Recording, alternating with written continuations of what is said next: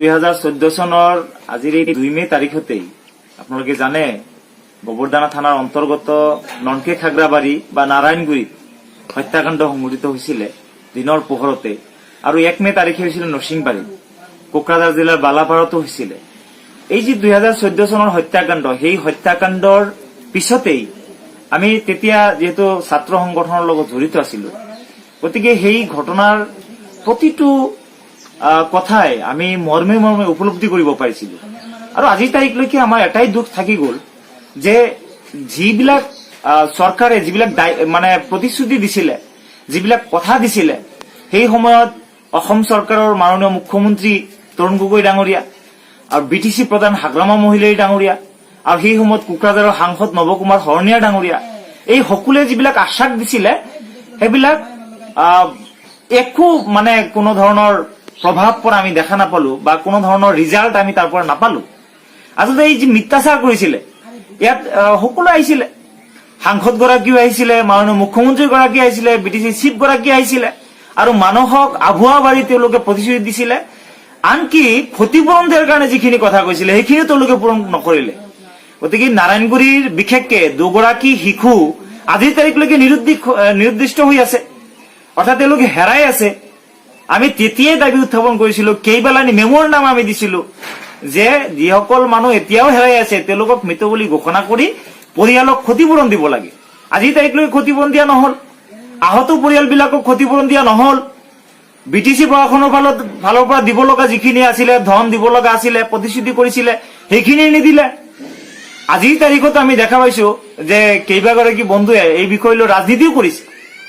ইয়াত স্পষ্টভাৱে মই কেইটামান নাম আপোনালোকৰ আগত মই ক'ব বিচাৰিছো।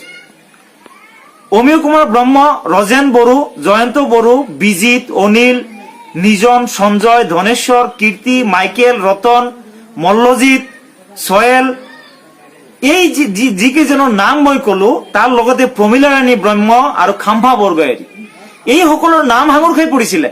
আই উইটনেছসকলে তেওঁলোকৰ নাম প্ৰকাশ কৰিছে, এনআইৰ আগত প্ৰকাশ কৰিছে।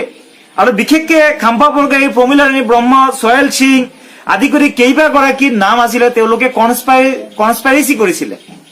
তেনেকুৱা ধৰণৰ তেওঁলোকৰ নাম উল্লেখ হৈ আছে। এনআইৰ যি কেছ চলি আছে সেই কেছৰ আজিৰ তাৰিখলৈকে কোনো ধৰণৰ ৰিজাল্ট আমি দেখা নাপালো।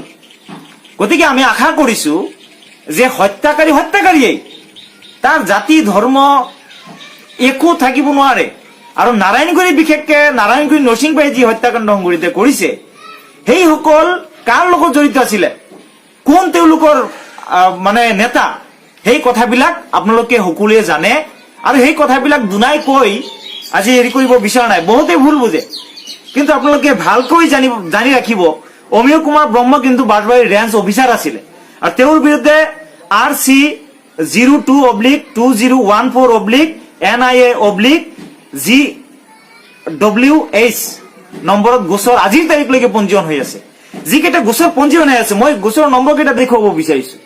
এই যিকেইটা গোচৰ ইয়াত পঞ্জীয়ন নম্বৰ আছে, এই পঞ্জীয়ন নম্বৰ থকা এই গোচৰ কেইটাৰ আজিৰ তাৰিখলৈকে কিয় ৰিজাল্ট নাহিল?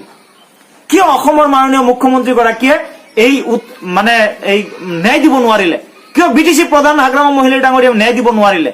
কিয় কোকৰাঝাৰৰ সাংসদ নৱকুমাৰ শৰণীয়া ডাঙৰীয়াই সংসদৰ মজিয়াত এদিনো উত্থাপন কৰিব নোৱাৰিলে? জাষ্টিচ পাব লাগে, ন্যায় পাব লাগে। আমি স্পষ্টভাৱে এই কথাটো কৈছো, খালি ময়ে নহয়। আপোনালোকে জানে যে ইউপিপিএল দলৰ মাননীয় সভাপতি প্ৰমোদ বড়ো ছাৰে দুনাই এটা কথাই উল্লেখ কৰিছে যে আমি ন্যায়ৰ লগত আছো, মানুহে ন্যায় পাব আৰু ডেফিনেটলি ন্যায় পাব। আৰু তাৰ কাৰণে বহুতে ভয় খাইছে। আজিৰ তাৰিখত আমি ন্যায়ৰ কাৰণে আমি যুঁজি আছো আৰু ন্যায় পাব, মানুহে ন্যায় পাব আৰু পৰিৱৰ্তন সাধন হলে ডেফিনেটলি পৰিৱৰ্তন হব আৰু এই ন্যায়িক চিষ্টেমতে ডেফিনেটলি পৰিৱৰ্তন হব। মই এইখিনি ক'ব বিচাৰিছো। আৰু আপোনালোকে বিষয়খিনি ৰাজনৈতিকভাৱে বিশ্লেষণ কৰাৰ আগত প্ৰকৃত ঘটনা যে পাহৰি নাযায়, প্ৰকৃত ঘটনা যাতে পাহৰি নাযায় সেইটো অনুৰোধ জনাইছো। আৰু নাৰায়ণগুৰিৰ মানুহে, নৰসিংবাৰীৰ মানুহে ন্যায় পাওক, বালাপাৰাৰ মানুহে ন্যায় পাওক আৰু 2008 চনৰ ওদালগুৰিৰ মানুহে ন্যায় পাওক, 2012 চনত যে হত্যাকাণ্ড হৈছিলে কোকৰাঝাৰ সেই মানুহে ন্যায় পাওক। আৰু বিটিআৰ চুক্তিয়ে যিহেতু শান্তি আনিব বুলি আমি সকলোৱে দৃঢ় বিশ্বাসী, গতিকে এই শান্তি চুক্তিয়ে আমাৰ মাজত শান্তি লৈ আহক সেই কামনা কৰিছো। আৰু যাতে এনেকুৱা ধৰণৰ হত্যা হিংসাৰ পৰিৱেশ আমাৰ মাজত গঢ় লৈ নুঠে।